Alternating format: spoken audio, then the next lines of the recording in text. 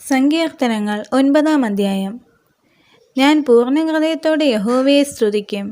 നിന്റെ അത്ഭുതങ്ങളെയൊക്കെ ഞാൻ വർണ്ണിക്കും. ഞാൻ നിന്നിൽ സന്തോഷിച്ചുല്ലസിക്കും.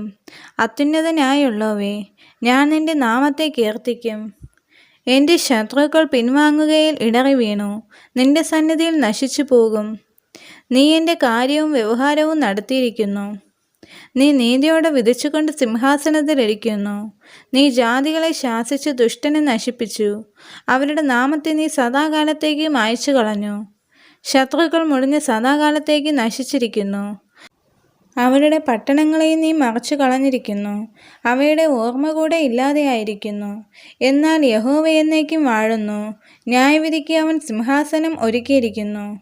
അവൻ ലോകത്തെ നീതിയോടെ വിധിക്കും. ജാതികൾക്ക് നേരോടെ ന്യായപാലനം ചെയ്യും.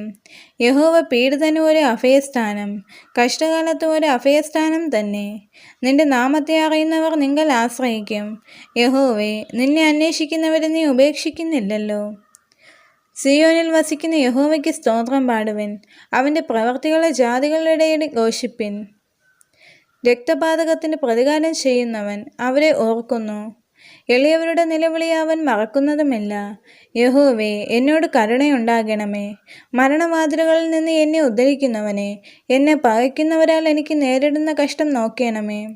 ഞാൻ സിയോൻ പുത്രിയുടെ പടിവാതിലുകളിൽ നിന്റെ സ്തുതിയെ ഒക്കെയും പ്രസ്താവിച്ച് നിന്റെ രക്ഷയിൽ സന്തോഷിക്കേണ്ടതിന് തന്നെ.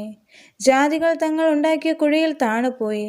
അവർ ഒളിച്ചുവെച്ച വലയിൽ അവരുടെ കാൽ തന്നെ അകപ്പെട്ടിരിക്കുന്നു. യഹോവ തന്നെത്താൻ വെളിപ്പെടുത്തി ന്യായവിധി നടത്തിയിരിക്കുന്നു. ദുഷ്ടൻ സ്വന്തം കൈകളുടെ പ്രവൃത്തിയിൽ കുടുങ്ങിയിരിക്കുന്നു. ദുഷ്ടന്മാരും ദൈവത്തെ മറക്കുന്ന സകല ജാതികളും പാതാളത്തിലേക്ക് തിരിയും. ദരിദ്രനെ എന്നേക്കും മറന്നു പോകുകയില്ല. സാധുക്കളുടെ പ്രത്യാശയ്ക്ക് എന്നും ഭംഗം വരികയുമില്ല. യഹോവേ, എഴുന്നേൽക്കണമേ. മർദ്ദൻ പ്രബലനാകരുതേ. ജാതികൾ നിന്റെ സന്നിധിയിൽ വിധിക്കപ്പെടുമാറാകട്ടെ.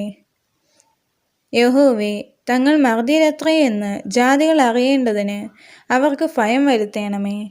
ഈ വചനങ്ങളാൽ ദൈവം എല്ലാവരെയും അനുഗ്രഹിക്കുമാറാകട്ടെ. ആമേൻ.